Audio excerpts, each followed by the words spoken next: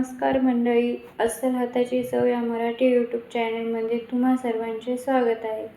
तर आजच्या व्हिडिओमध्ये आपण बघणार आहोत तांदळाच्या पिठापासून तयार होणारे आप्पे आणि त्यासोबत खायला चटणी। तर हे आप्पे खायला एकदम छान लागतात। चला तर मग रेसिपीला सुरुवात करूया। इथे मी 1 वाटी तांदळाचे पीठ घेतलेले आहे, 1 छोटी वाटी रवा घेतलेला आहे आणि पाऊण वाटी दही घेतलेले आहे। रवा तुम्ही कोणताही घेऊ शकता, जाड किंवा बारीक कोणताही घ्या। तर हे बॅटर हलवून घ्यायचे आहे आणि यामध्ये थोडे थोडे करून पाणी घालायचे आहे। आपण जसे नेहमीच्या आप्याला बॅटर बनवतो तसेच बॅटर आपल्याला इथे बनवायचे आहे। मित्रांनो, कधी कधी काय होतं, आपल्याला आप्पे इडली हे खाण्याची खूप इच्छा होते, पण बॅटर तयार नसते, त्यामुळे आपल्याला ते जमत नाही। पण हे बॅटर तयार करून तुम्ही हे आप्पे एकदम 15 मिनिटात तयार करू शकता। हे आप्पे खायला एकदम खमंग होतात आणि खुसखुशीतही होतात।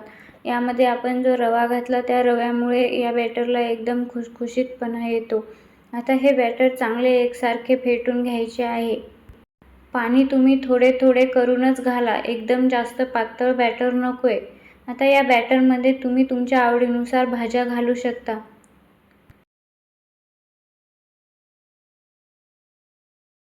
इथे मी फक्त 1 कांदा, टोमॅटो आणि कोथिंबीर घातलेली आहे, जास्त भाज्या घातलेल्या नाहीयेत।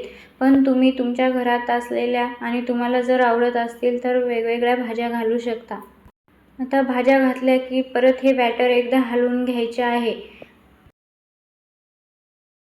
चवीनुसार मीठ घालून परत बॅटर हलवायचे आहे आणि हे बॅटर 15 मिनिटांसाठी बाजूला ठेवायचे आहे। 15 मिनिटांनंतर हे बॅटर चांगले फुलून येते, त्यामुळे 15 मिनिट याला नक्की बाजूला ठेवायचे आहे। लगेच तयार करायला घेतले तर बॅटर चांगले फुलत नाही, त्यामुळे 15 मिनिट हे बॅटर बाजूला ठेवावे।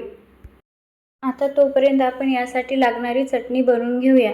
चटणीसाठी मी इथे 2 चम्मच भाजलेले शेंगदाणे घेतलेले आहे, थोडेसे सुके खोबरे, 4 लसणाच्या पाकळ्या, थोडेसे फुटाण्याऐवजी तुम्ही डाळवंही घेऊ शकता, थोडासा कोथिंबीर, 2 चम्मच दही आणि 1 चिंचेचा तुकडा। चिंच तुम्हाला घालायची नसली तरीही चालेल। चवीनुसार मीठ टाकायचे आणि हे बॅटर मिक्सरला बारीक करून घ्यायचे आहे। आता चटणी तयार झालेली आहे, यामध्ये तडका घालून घ्यायचा आहे। तडक्यामध्ये 1 चम्मच मोहरी आणि 1 चम्मच जिरे घालायचे। बघू शकता, आता आपली चटणी खायला एकदम तयार आहे। मित्रांनो, ही चटणी तुम्ही इडली, डोसा, नेहमीच्या कोणत्याही पदार्थासोबत खाऊ शकता, कारण ही चटणी खायला खूप छान लागते। आता आपले बॅटरही तयार झाले आहे। या बॅटरमध्येही मी तडका घालून घेणार आहे। यामध्ये 1 चम्मच मोहरी, 1 चम्मच जिरा आणि थोड्याशा लसणाच्या पाकळ्या घालणार आहे। तुम्हाला तडका घालायचा नसला तरीही चालेल, तडका ऑप्शनल आहे, पण तडक्याने चांगली चव येते, त्यामुळे तडका घातला तर बरं होईल।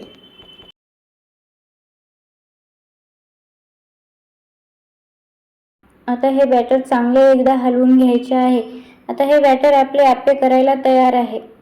यामध्ये थोडासा पाऊण चमचा सोडा घालायचा आहे। सोड्याऐवजी तुम्ही इनोही घालू शकता, पण हे सोडा किंवा इनो आप्पे करायच्या 1 मिनिट अगोदर घाला, कारण की जास्त अगोदर घालायचा नाहीये।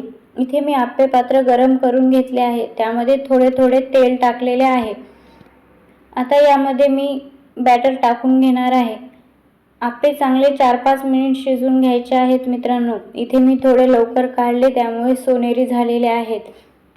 आप्याचं काय होतं ना, मधले 3 भाग लगेच भाजून निघतात आणि बाकीचे साईडचे थोडे लवकर भाजत नाहीत, त्यामुळे साईडनेच बॅटर सोडायचा। आता इथे मी सर्व बॅटर टाकून घेतलेला आहे व हे 4-5 मिनिट शिजवून घ्यायचे आहेत। झाकण ठेवून 5 मिनिट शिजवायचे आहेत।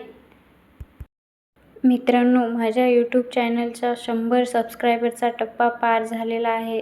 तुमचे सर्वांचे मनापासून आभार।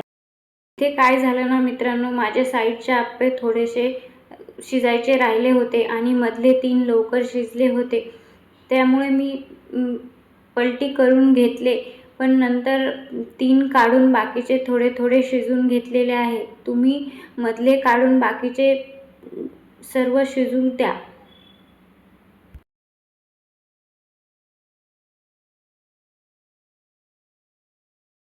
बघा, मधले 3 एकदम लालसर आणि कुरकुरीत झालेले आहेत, पण साईडचे थोडेसे राहिलेले आहेत, म्हणून मी मधले 3 काढून घेतले आणि खालची बाजू भाजल्याच्या नंतर साईडचे परत एकदा 2 मिनिटासाठी पलटी करून भाजू दिलेले आहे.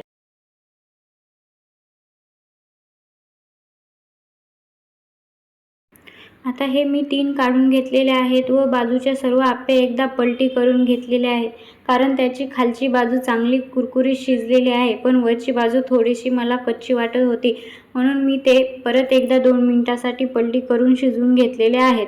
तुम्ही 5 मिनिट एक्स्ट्रा ठेवा. बघू शकता आता आपले दोन्ही बाजू एकदम चांगले खुसखुशीत शिजलेले आहेत आणि आप्पे दिसायलाही एकदम छान दिसत आहेत.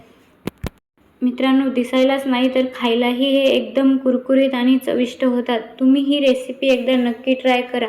आता शाळा चालू झाल्या तर मुलांच्या टिफिनमध्ये काय द्यावं हा रोजचाच प्रश्न असतो, तर हे आप्पे तुम्ही एकदा नक्की ट्राय करा. व्हिडिओ आवडल्यास लाईक, शेअर, कमेंट नक्की करा आणि हो नवीन असाल तर चॅनलला नक्की सबस्क्राईब करा. थँक्यू.